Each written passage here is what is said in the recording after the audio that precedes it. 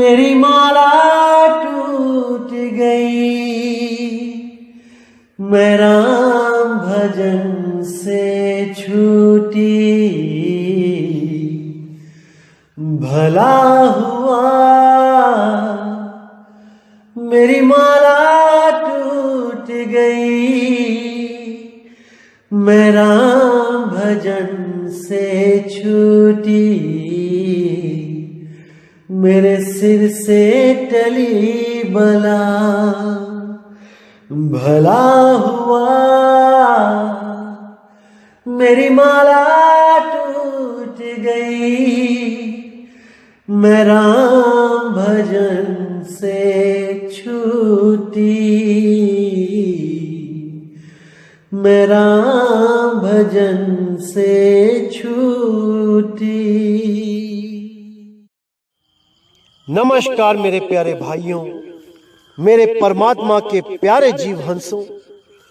मैं बंदी छोड़ से यही दुआ करूंगा कि आप सब मेरे भाइयों का विवेक पहले से ज्यादा और ज्यादा और ज्यादा से ज्यादा बढ़ता ही जाए, और ऐसी कोई दुविधा ना रहे जो आपको 1% भी भ्रमित कर पाए। मैं बस यही चाहूंगा अपने मालिक से कि आप सब मेरे भाइयों का विश्वास इतना दृढ़ कर दे, इतना दृढ़ कर दे कि कोई भी उस विश्वास को डिगा ना पाए।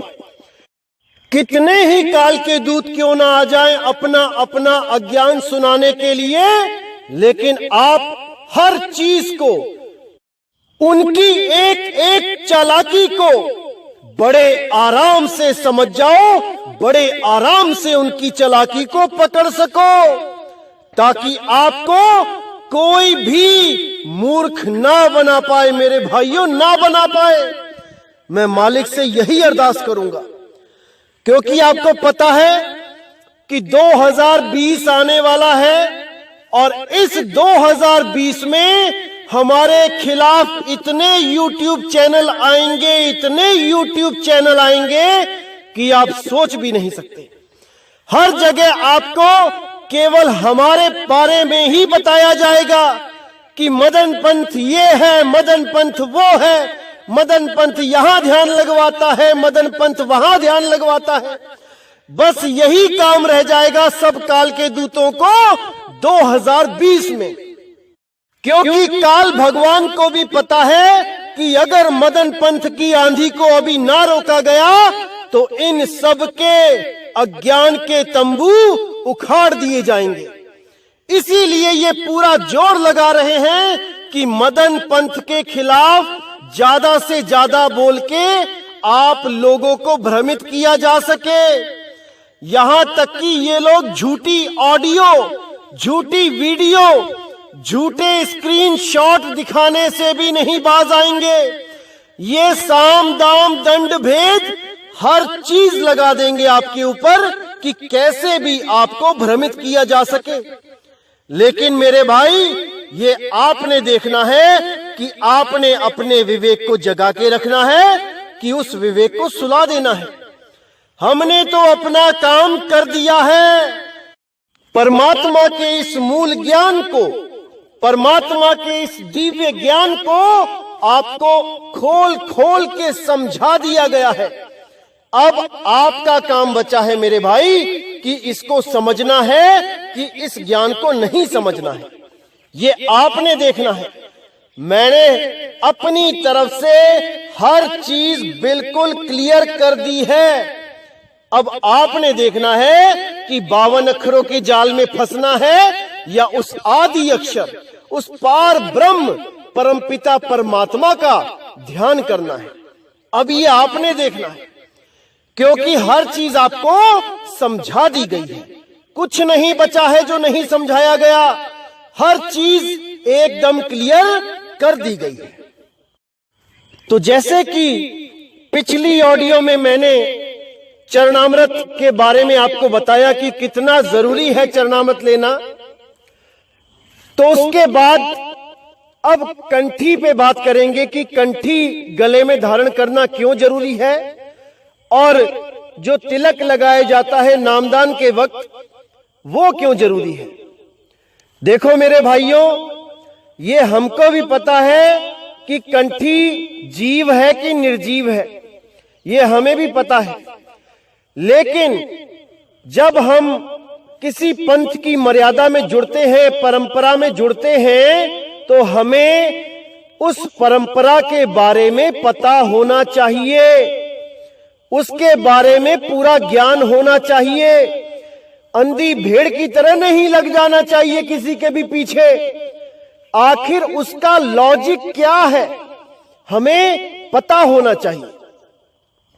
जैसे मंदिर में जाते हैं तो घंटा क्यों बजाते हैं, ये हमें पता होना चाहिए।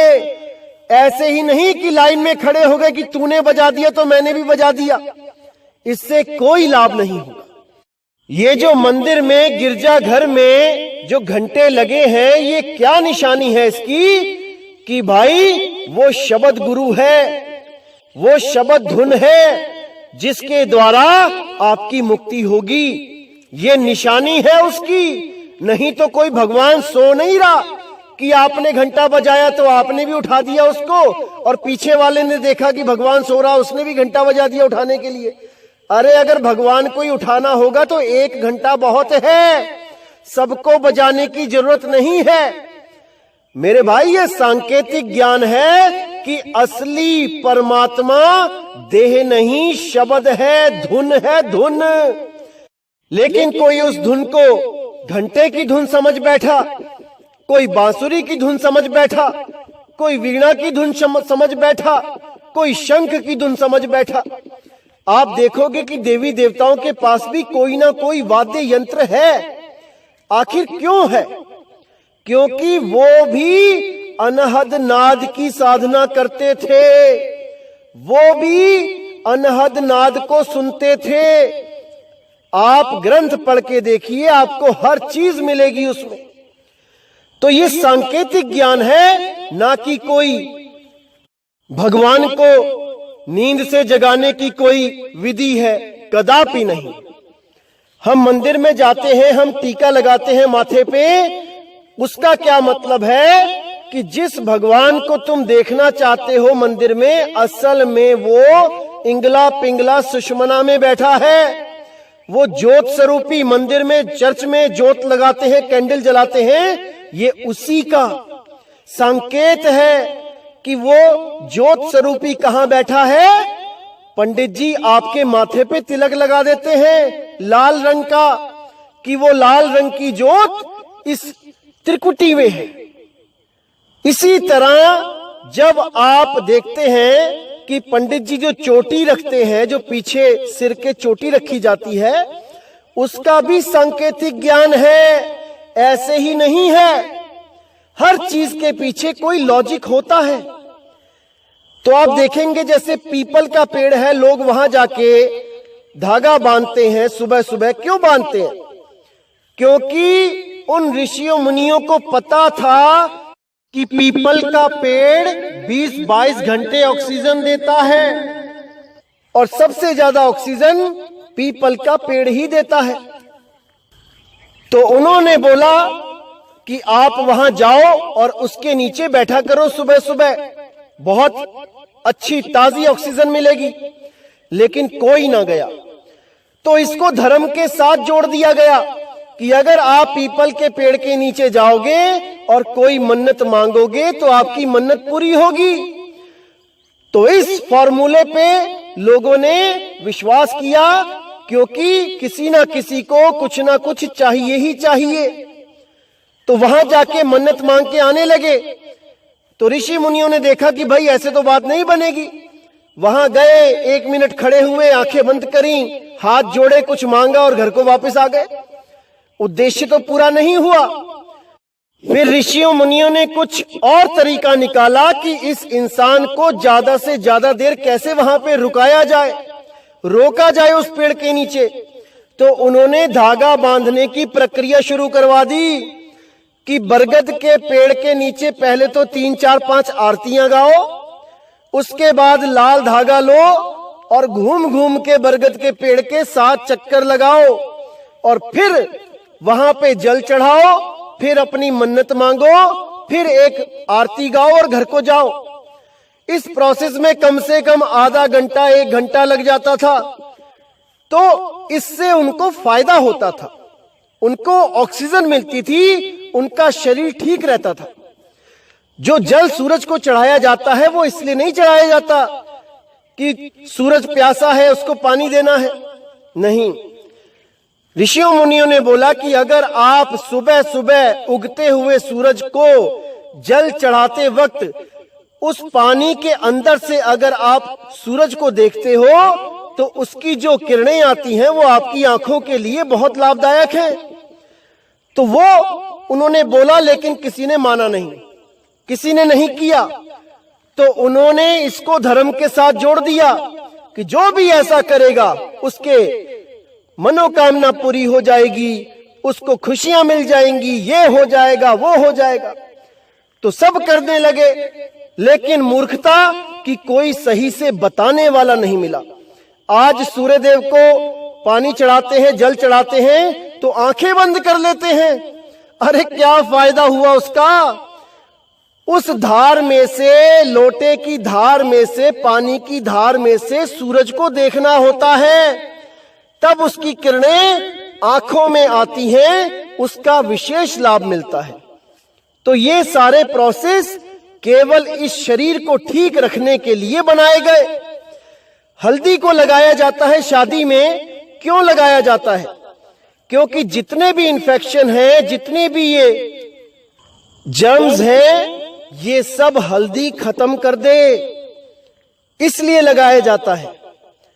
तो मेरे भाई, हर चीज का एक लॉजिक होता है। इसीलिए जो हमारे पंथ में कंठी दी जाती है उसका भी लॉजिक है। ये कंठी क्यों दी जाती है? जब कबीर साहब ने गुरु धारण करने की सोची, क्योंकि वो इस दुनिया में आए तो उनका कोई गुरु नहीं था, वो तो स्वयं जगत गुरु हैं, वो स्वयं परमपिता परमात्मा है। तो जब वो यहाँ पे आए और उन्होंने ज्ञान देना शुरू किया 5 साल की उम्र में, तब लोगों ने उनसे पूछा तुम्हारा गुरु कौन है? तो कबीर साहब को कोई जवाब नहीं आया, क्योंकि गुरु तो धारण किया नहीं था। तो उन्होंने सोचा कि अब मुझे गुरु धारण करना चाहिए, क्योंकि मैं जब किसी को कहता हूं कि तुम गुरु धारण करो, ज्ञान लो, क्योंकि ज्ञान तो गुरु ही देगा, तो भाई ये नियम मेरे पर भी लागू होता है, मुझे भी कोई ना कोई गुरु धारण करना ही पड़ेगा, तब बात बनेगी। तो कबीर साहब उस वक्त जब नजर उठा के देखते हैं तो उनको रामानंद से बढ़िया गुरु कोई नहीं दिखाई देता, क्योंकि रामानंद जी का उस वक्त नाम चलता था। वहां पे विद्वानों में गिनती होती थी, लेकिन वो जात के ब्राह्मण थे, इसलिए वो किसी शूद्र को, किसी नीची जात वाले को नामदान नहीं देते थे, वो शिष्य ही नहीं बनाते थे। तो कबीर साहब उनको गुरु धारण करने के लिए बिल्कुल तैयार हो गए। और उन्होंने क्या लीला करी? पंचगंगा घाट जो बनारस में है, काशी में है, वहां पर एक छोटे से बालक बनके पौड़ियों के बीच में छुप के लेट गए। सुबह 4 बजे जब रामानंद स्वामी नहाने के लिए आए तो उनका पैर कबीर साहब के सिर पे लगा। तो कबीर साहब रोने लगे। तो गुरु ने उसी वक्त उठा के उनको गले से लगाया और उनको कहा, बेटा रो मत, राम राम बोल। तो कबीर साहब को वहां राम नाम की दीक्षा हो गई। लेकिन कल को जब कबीर साहब कहेंगे कि मैं तेरा चेला तू मेरा गुरु, तो ये मानेंगे नहीं, इसलिए उनकी माला को तोड़ दिया और उनकी माला का एक मनका अपने हाथ में छुपा लिया और वही मनका उन्होंने अपने गले में धारण किया एज ए प्रूफ कि मैंने आपको गुरु धारण कर लिया है। तो रामानंद जी ने जब अपनी माला के मनके इकट्ठे करके उसको गले में धारण किया तो उन्होंने ध्यान नहीं दिया कि कितने मनके थे। और जब वो नहा के वापस चले गए तब अगले दिन से कबीर साहब ने प्रचार शुरू कर दिया कि मैं रामानंद जी का शिष्य हूं, और उन्होंने परमात्मा की बात को सबके सामने रखना शुरू कर दिया। उस सार शब्द का ज्ञान सबके सामने रखना शुरू कर दिया। तब जब ये खबर वहां तक पहुंची गुरु के पास, तो गुरु हैरान परेशान की कबीर जुलाहे को मैंने कब नाम दिया? मैं तो ब्राह्मण को दीक्षा देता हूं, कोई नीच जात का दिख जाता है तो मैं चादर लगवा देता हूं उसके बीच में। जो मेरे शिष्य मेरे साथ चलते हैं वो चादर तान देते हैं कि गुरु जी की नजर उस शूद्र जात वाले इंसान पे ना पड़े। तो मैंने कब कबीर को शिष्य बना लिया? ये झूठ बोलता है। तो कबीर साहब को जब बुलाया गया कि आपको रामानंद जी ने बुलाया है, तो कबीर साहब वहां गए। तो उन्होंने कबीर साहब को चादर के पीछे से पूछा कि भाई मैंने तुझे कब नाम दिया, मैंने तुझे कब शिष्य बनाया? अभी इतनी बात की ही थी कि एकदम याद आया कि मेरी पूजा का समय हो गया है। तो कहते हैं कबीर तुझसे आके मैं बाद में बात करता हूं, मैं जरा अपने भगवान की पूजा करके आऊं पहले। तो जैसे ही वो अपनी झोपड़ी में गए, तो जैसे आपको पता है कि वो विष्णु जी के उपासक थे, उन्होंने विष्णु जी के जो मूर्ति थी उसके कपड़े खोले, उनको नहलाया धुलाया, उनको अच्छी तरह पोंछ के दोबारा कपड़े पहना के सिर पे मुकुट रख दिया। एकदम याद आया, ओहो ये मैंने क्या किया? अरे मैंने माला तो पहनाई नहीं और मुकुट धारण करवा दिया। ये सब इस कबीर के चक्कर में हुआ है। सारा ध्यान मेरा कबीर में था, इसलिए मुझसे ये गलती हो गई, क्योंकि बचपन से लेके आज तक ये गलती कभी नहीं हुई। इस गलती का सारा श्रेय कबीर को जाता है। वही है जिसकी वजह से ये महापाप हो गया मुझसे। इतना सोच ही रहे थे कि कबीर साहब की बाहर से आवाज आई, गुरुजी मुकुट उतारने की जरूरत नहीं है, माला को तोड़ो और गले के पीछे से गांठ दे दो। जब इतना सुना तो सारी पूजा वूजा छोड़ के वो बाहर की तरफ भागे, और उनके बीच में जो चादर लगी थी उस चादर को हटा के सीधे कबीर साहब के सामने पहुंच गए और बोले कि आप कौन हो, जो मेरे मन की गतियों को जानता है, जो मेरे विचारों को जानता है? आप कौन हो? आप कोई छोटी मोटी हस्ती नहीं हो सकते। तब कबीर साहब ने उनको बोला कि रामानंद गुरुजी आइए अंदर कुटी में चलते हैं। तो जैसे ही वो कुटी में आए, उनके आश्रम में अंदर आए, उन्होंने बताया कि मैं वही हूं जो आपको पंचगंगा घाट पे मिला था बच्चे के रूप में। तब गुरुजी बोले वो तो बहुत छोटा बालक था, आप तो 5-6 साल के लगते हो।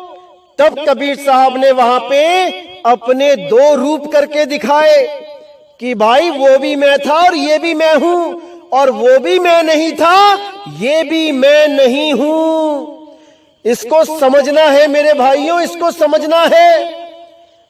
इसकी गहराई को अगर आप समझ गए तो आप इन देहों से न्यारे हो जाओगे, इन देहों की भक्ति से न्यारे हो जाओगे। तो इसको समझना पड़ेगा। तो जब इतनी बात गुरु रामानंद जी ने समझी, तब उन्होंने पूछा कि आपके यहाँ आने का कारण क्या है, क्यों आए हो आप यहाँ पे हम सबके बीच में? तब उन्होंने बताया कि हे रामानंद, मैं तुम सबको काल जाल से बचाने के लिए आया हूं। तुम सब जीव इस मन रूपी काल के जाल में फंस चुके हो और अब तुम अपना स्वरूप नहीं प्राप्त कर पा रहे हो। तुम सब मूर्ति पूजा में लग गए हो, तुम सब जड़ पूजा में लग गए हो, तुम सब के सब गलत साधना में लग गए हो। इसलिए मुझे यहाँ पे आना पड़ा, और जो मैं ज्ञान दे रहा हूं उसको अच्छी तरह समझ लो। अगर तुमको इस जन्म मरण से मुक्ति चाहिए तो रामानंद जी ने भी कबीर साहब की पूरी बात सुनी, और ये जितनी जड़ पूजाएं थी इन सब को त्याग के कबीर साहब का पूरा सहयोग देने लगे। सत्संग करवाने लगे, जात पात को खत्म कर दिया, यहां तक कि रविदास जी को भी अपना शिष्य बनाया जो चमियार जाति के थे। बिल्कुल भेदभाव खत्म कर दिया, भेदभाव का नाम तक नहीं अपने आश्रम में लेने दिया। तो ऐसी लीला होती है बंदी छोड़ की कि जो भी उनकी शरण में आ जाता है उसके मन के भाव ही बदल देता है। वो सोच भी नहीं सकता कि कैसे उसका मन एकदम बदल गया, क्योंकि ये मन को बदलना बहुत मुश्किल है मेरे भाई, बहुत मुश्किल है। लेकिन इस मूल ज्ञान को सुनने के बाद आपका मन ऐसे बदल जाता है जैसे ये कभी बिगड़ा हुआ ही नहीं था। यही इन सत्संगों का सबसे बड़ा गुण है कि ये आपकी अंतरात्मा में जाके अंदर से काम शुरू करता है। अभी भले आपको नाम ना मिला हो, लेकिन ये सत्संग आपके हृदय में जाके उन विकारों को ऐसा खत्म करने लग जाता है कि आपका मन इस दुनिया में लगता ही नहीं है। जहां आप पहले इस दुनिया के पीछे पागल थे, अब केवल सत्संग के पीछे, उस परमात्मा के पीछे, उस शब्द गुरु के पीछे पागल हो। यही इस सत्संग का सबसे बड़ा महान गुण है कि जो भी इस सत्संग से जुड़ जाता है उसके मन की वृत्तियां बदल जाती हैं। वो सोच भी नहीं सकता कि कैसे उसका मन बदल दिया गया है। यही इस सत्संग का सबसे बड़ा लाभ है। बिना नाम दान लिए आपको अगर कोई बदल सकता है तो केवल और केवल बंदी छोड़ का मूल ज्ञान है। और अगर आप नामदान ले लेते हो और साधना में बैठ जाते हो, फिर तो मेरे भाई सोने पे सुहागा है। लेकिन उससे पहले आपको अच्छी तरह समझना पड़ेगा कि मूल ज्ञान में क्या सिद्धांत काम करता है, किस सिद्धांत पे आपको साधना कराई जाती है। ये सब आपको पूरे विवेक के साथ समझना पड़ेगा। इसको समझे बिना इस पंथ में मत आना मेरे भाई, मत आना। क्योंकि जब तक हर चीज क्लियर ना हो जाए आपकी भक्ति बन ही नहीं सकती। क्योंकि भक्ति बनने से पहले पूर्ण विश्वास का होना बहुत जरूरी है। पूर्ण विश्वास एक नींव की तरह काम करता है। अगर नींव मजबूत है तो आप जितनी मर्जी ऊंची बिल्डिंग बनाते रहो वो कभी नहीं गिरेगी। तो इसलिए मेरे भाई किसी भी पंथ में जुड़ना है तो पहले उसके मूल सिद्धांतों को जान लो कि वहां पर क्या है, कैसे है, क्यों है, हर चीज को समझ लो। तो भाइयों आते हैं तीसरे नंबर पे। चरणामृत हो गया, कंठी हो गई, अब रहता है तिलक। ये जो तिलक लगाया जाता है आपको चंदन का, इसके पीछे क्या लॉजिक है? क्योंकि आपको पता है कि कबीर साहिब का पंथ ट्रेडिशनल पंथ है, ये प्राचीन पंथ है, ये सतयुग द्वापर त्रेता में भी चला है। बंदी छोड़ने तब भी दया करी थी और आज भी कर रहा है।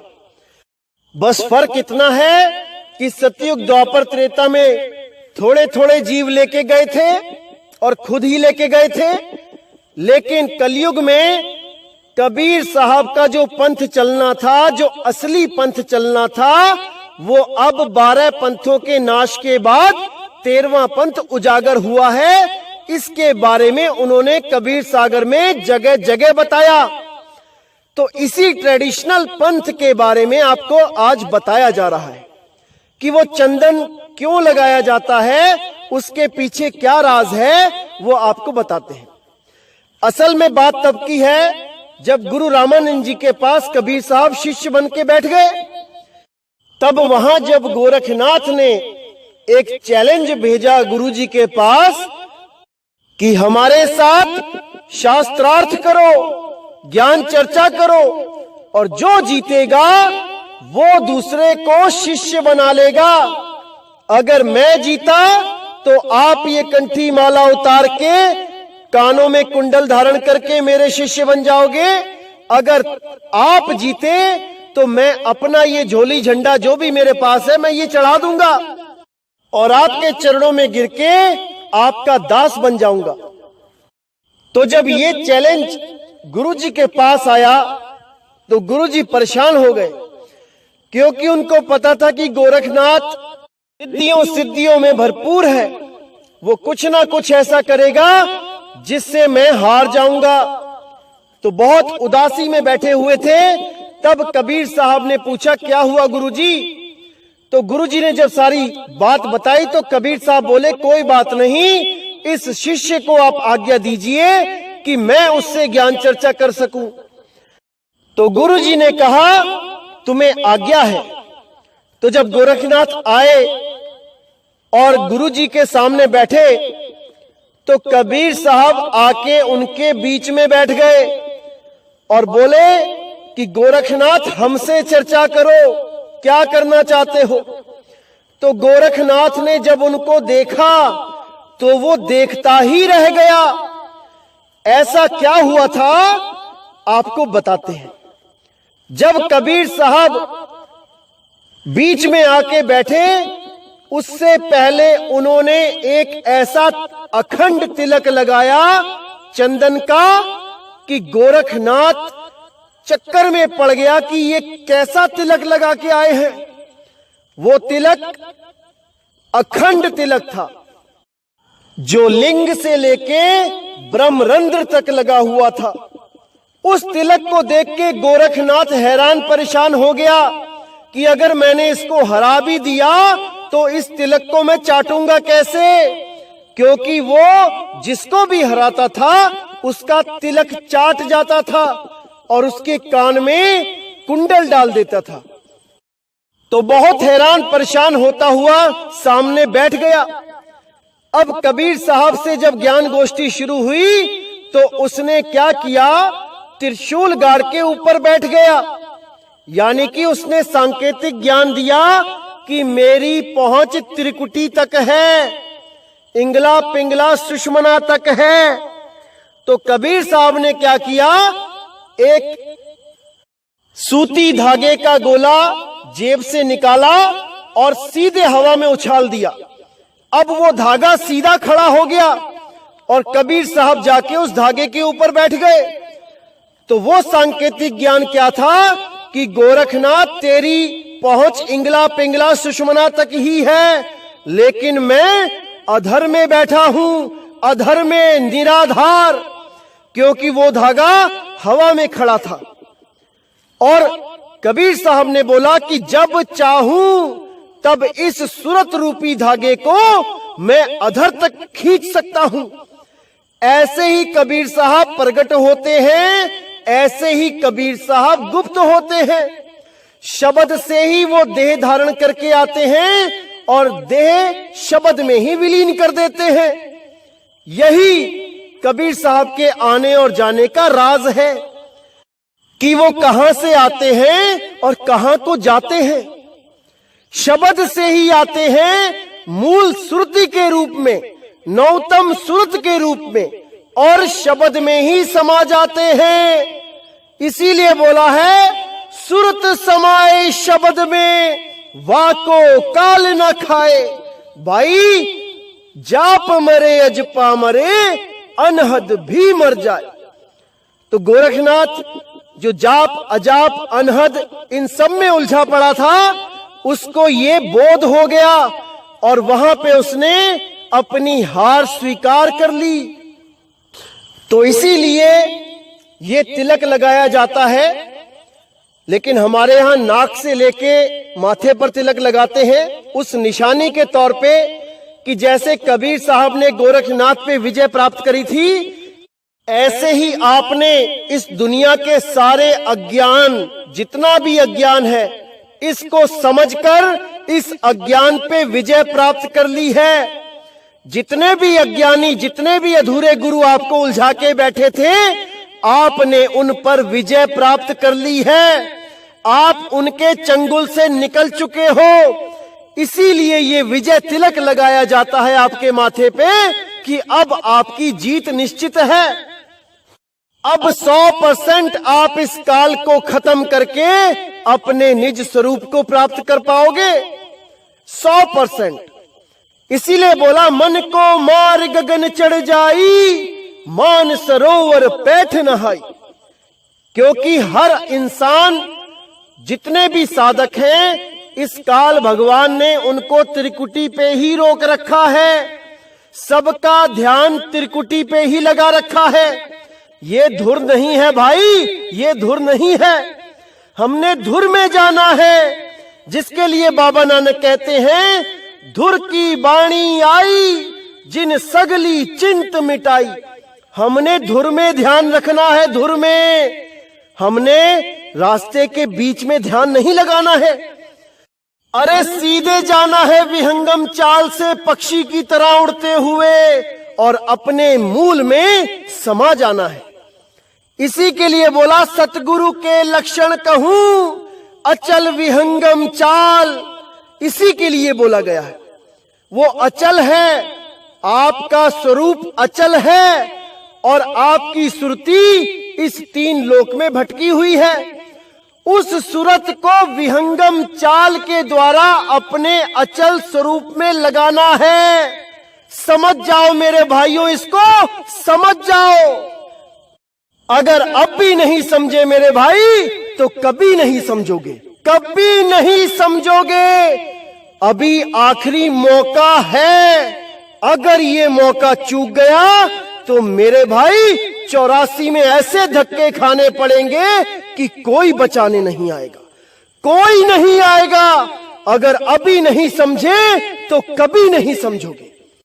और अगर अब भी पक्षपात किया आपने इस मूल ज्ञान से कि मेरा गुरु तो कुछ और बताता था और इस ज्ञान में कुछ और बताया जा रहा है, लेकिन मैं अपने गुरु को नहीं छोड़ सकता, तो याद रखना मेरे भाइयों, आपने अपने साथ, अपनी आत्मा के साथ पक्षपात कर लिया है। ये पक्षपात कर लिया है, इसका फल आपको ही भोगना पड़ेगा। कोई गुरु नहीं आएगा आपकी मदद कर दे। इसीलिए साहिब ने कहा, सबका हुका लीजिए, साचा शब्द निहार, पक्षपात मत कीजिए, कहे कबीर विचार। अगर आपके गुरु से आगे का ज्ञान कहीं मिलता है तो उस गुरु को बदलने में एक क्षण भी ना लगाए, क्योंकि आपका गुरु ज्ञान है, शब्द है, कोई देह नहीं है। किसी गुरु के बांधे हुए नहीं हो आप कि किसी भेड़ बकरी की तरह कोई गुरु आपको बांध के रख लेगा। बिल्कुल नहीं, आप स्वतंत्र हो। गुरु धारण करने के लिए आप स्वतंत्र हो, और हमारे पंथ में भी आपको कोई बांधा नहीं जाता। आप कभी भी यहाँ पे आओ, ज्ञान को समझो, अटल हो के नाम लो। अगर इस ज्ञान से आगे का कोई ज्ञान मिलता है तो आप बेशक जा सकते हो, लेकिन जाने से पहले एक बार हमसे कंफर्म जरूर कर लेना, क्योंकि कई बार ऐसा होता है कुछ चीजें आप समझ नहीं पाते, लेकिन वो चीजें अधूरी होती हैं, लेकिन आपको अट्रैक्ट भी कर सकती हैं। इसलिए हर चीज अच्छी तरह क्लियर करके ही आगे बढ़ना, क्योंकि हम कभी नहीं चाहते कि आप कभी भी पीछे जाओ। हम चाहते हैं आप आगे से आगे जाओ। जैसे 10वीं का टीचर कभी आपको ये नहीं कहेगा, बेटा ये स्कूल 10वीं तक है और आपने 10वीं पढ़ ली है, अब आगे मत जाना, मुझे ही गुरु धारण करे रहना, इसी 10वीं में बार बार एडमिशन लेना। वो कभी नहीं कहेगा। वो कहेगा, बेटा आगे जाओ, आगे पढ़ो, आगे बढ़ो, पीएचडी तक जितने भी गुरु मिलते हैं उनसे ज्ञान लेके उनसे आगे बढ़ते जाना, क्योंकि तुम्हारा लक्ष्य पीएचडी करना है, केवल गुरु से बंधना नहीं है, नहीं है, नहीं है। इस चीज को याद रखना मेरे भाइयों। जो गुरु आपको कहे कि हमें छोड़ के कोई किसी का सत्संग सुनेगा, उसका नाम खंड हो जाएगा, या कहीं सत्संग सुनने जाएगा तो उसको काल खा जाएगा, मेरे भाई वो सतगुरु तो नहीं हो सकता। वो सतगुरु हो ही नहीं सकता जो सत्संग में जाने से भी मना करे, वो कभी नहीं हो सकता। तो मेरे भाई पूरा विवेक लगाना है, पूरा विचार करना है। जीव आपका है, कल्याण भी आपको ही करना है और कोई नहीं आएगा करने। तो आज ये तीनों चीजें क्लियर कर दी गई हैं। चरणामृत क्यों जरूरी है, कंठी क्यों जरूरी है और तिलक क्यों जरूरी है। अब आप अच्छी तरह भक्ति करो, मन लगा के भक्ति करो और जीते जी उस अवस्था को प्राप्त करो जो आपको जीते जी मुक्ति प्रदान करे। यही अरदास करूंगा मैं बंदी छोड़ से और इसी के साथ मैं आज का सत्संग समाप्त करता हूं। अब मुझे विदा करें। जय गुरु बंदी छोड़ वैराग साहिब, जय गुरु बंदी छोड़ साधु शरण साहिब, जय गुरु बंदी छोड़ बाबा मदन साहिब, बाबा गरीबदास जी, बाबा धर्मदास जी, बाबा नानक साहिब, बाबा अंगद देव जी, मेरे सारे संत। जय जय सतगुरु बंदी छोड़ सतगुरु सत्य कबीर साहिब की सदा ही जय हो, सदा ही।